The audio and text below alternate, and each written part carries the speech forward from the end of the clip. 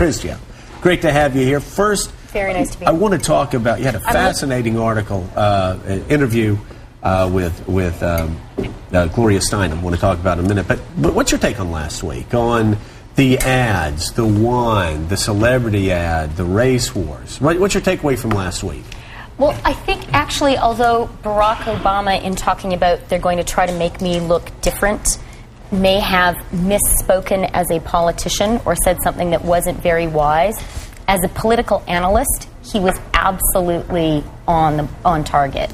And I think that his single biggest weakness, as you've been saying, is he hasn't yet connected with ordinary people.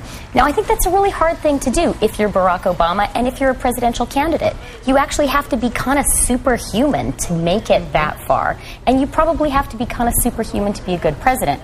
But voters at the same time want people to feel like they're one of us, to feel like, you know, there's this great Kipling poem, If, and he talks about how the leader has to not look too good nor talk too wise. And so I think that is the central problem right now for Barack Obama. And what complicates it is absolutely race. Mm-hmm. You know, it is harder for him to connect with the majority of ordinary Americans because his background is so different from that of most people. Yeah. And it's partly for racial reasons. It's partly because he has this, you know, father from Kenya, mother from Kansas. It's a fabulous narrative in many ways, but it's hard for people to relate to. So I think it's his central problem. Does that separate him, though, as much as the fact that he went to Columbia and the fact that he went to Harvard, the fact that he's led an elite life? Because that's McCain had a pretty elite life too. Grandson of military establishment. Okay, but hold on though. Again, let's look at what Republicans do every 4 years. They get their guy who went to Yale and Harvard, who talks in a Southern accent, and they make fun of the opponent who went to Yale and Harvard. And Republicans do it well. Republicans can't win by saying, "Oh, he's got this tough background." Republicans will win by saying, he's a Harvard Yard elitist. But I totally agree. That's how Republicans win every 4 years. I just think you tailor the attack on the particular character and personality of the person. And with Barack Obama, it happens to be the case that in addition to having gone to fabulous schools, because clearly he's a really smart person and was hardworking and ambitious, he has these other elements in his background that make that connection, at least with some voters, a little bit harder to do. For other people, I think it makes the connection easier. I think that's part of the reason he's so popular among young people. You know what Chrystia just said something that made me think about perhaps what the Obama campaign's trying to do when he speaks before big crowds. He's only been in politics for 1 year on the national scene. 1 year, somebody sent me an email that said he worked 137 days in the Senate before he decided he was ready to run for president.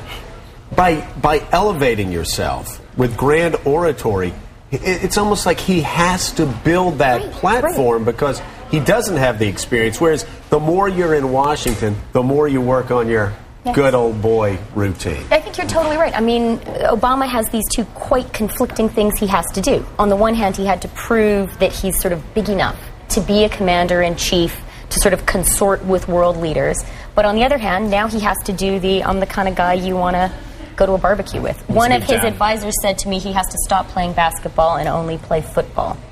Okay. In that effort. So there you go. Really? That's interesting. Because I thought when he, gave up bowling and decided to do to play basketball, I thought he looked like he was like one of the guys. Like he could go anywhere and pick up a ball and dunk a three-shotter and a shooter or whatever you call it. Clearly, I'm not the Good Lord. Oh, honey, it's okay. All right, good night. Jonathan is... You're all right, Willie? Jonathan is to basketball what Mika is to movies. Let me tell you something. I'm sorry. No, it's good. No, just talking about... But highly fashionable. Even elitism in athletics. Yeah. This is very interesting. I think Maureen Dowd talked about it this weekend, about these women that don't trust a guy that goes to the gym for an hour and a half a day and is a, quote, beanpole that has zero body fat. No. I read it. But I'm telling you, the fact that he goes to the gym an hour and a half will even be used against him, which I wish I did that. But I'm saying that's not how normal people in the Rust Belt live. So there's so many things that politicians can and can't do. Okay. but there are all these perception things that we're talking about that are really important that you know more about than I do because you've run for office. But also, one other big thing that has happened in the past few days that we haven't talked about yet is his latest sort of move toward the center, or can I say with offshore oil drilling, and his change on that. Or you could argue that he's having it both ways because he's saying he's sort of not for it. But if I need to have He'll it to get compromise because he's a realistic politician. See, I think that could give people pause. Or maybe it was something he had to do, because I think that the very strong opposition to offshore drilling has turned out to be one of the few policy mistakes that the Obama campaign has made in this cycle, and I think they had to move away from that. Otherwise, they would get really hammered. Some of the key states like Florida, Pennsylvania, and Ohio, people are supporting offshore oil drilling, so you could say he was doing it because $4 a gallon will really persuade you. Hey, Jonathan. Chrystia, do you think that it was smart of Senator Obama to, I mean, he changed positions on offshore drilling, but he did it, I thought, in an interesting way. He hid behind the Gang of 10, which is this bipartisan group with 5 senators, 5 Democrats, 5 Republicans. Do you think that was smart, or will the Gang of 10's proposal not go anywhere? I think it was very smart. Because it insulates him at least a little bit from charges of flip-flopping by people like us in the McCain campaign. And so now he is able to say, look, you know, it's not that I am a totally cynical politician, it's that I am a realist. And I understand that to achieve things, to get my targets, you have to do deals, and you have to listen to the other side. And I think that does actually fit in really very nicely with the way that Obama presents himself to the world and the way he probably is. But he's a you guy who's good at listening. Where he announced that? He announced it in Florida, where it's unpopular. I thought that was fascinating, and it's not one of these things where he went to Michigan and it's like when he went to Michigan and he challenged the auto industry a year ago. Now he chooses to go down to Florida on offshore oil drilling. If you're going to change your position there, change it in a state where it's very unpopular. I thought it was a very smart move. Did you think that was a good idea? I think he had to do it. You're exactly right. People that are paying so much at the gas pump don't want to hear about offshore oil drilling being banned. But also, I think you've got to put everything on the table. I think more and more Americans are realizing whether it's nuclear. And Meet the Press yesterday, John Kerry moving on nuclear energy, offshore oil drilling, and everybody's coming together on these issues except for Nancy Pelosi and the House Democrats, and I suspect they'll be swept up into it soon also, don't you? Absolutely. You know, we didn't get to talk about your Gloria Steinem piece. That was a fascinating read. Thank you very much. Yeah, she's a very fascinating woman.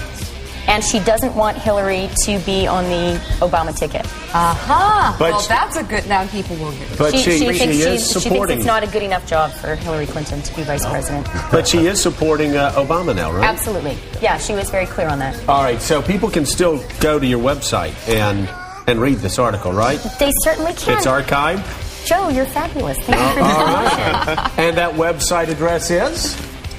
ft.com. It's easy. I can even remember that one. No, you can't. What's the that? official color? Salmon. That's what they call it. Salmon. And other big story of the week, we're going to be hearing a lot about the credit crunch. Yeah. First anniversary Okay. coming up, and we're still It may not be getting through better. it. All right. Thank you, Thanks, Chrystia. Chrystia.